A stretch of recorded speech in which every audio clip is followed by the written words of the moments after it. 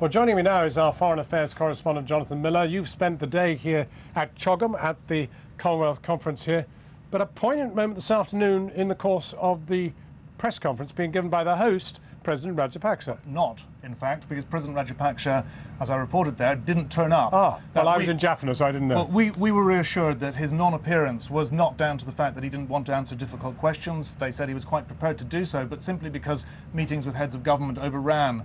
The press conference was taken instead by his spokesperson and a Commonwealth spokesman, and really, though, it descended into farce because Sri Lankan journalists took grave exception to our questions about human rights records, some of them, Sri Lanka's human rights records, some of them saying they're preposterous and unsubstantiated. And an MP from Sri Lanka even came into the room and weighed in with a very angry speech denouncing foreign journalists for trying to disgrace Sri Lanka in the eyes of the world.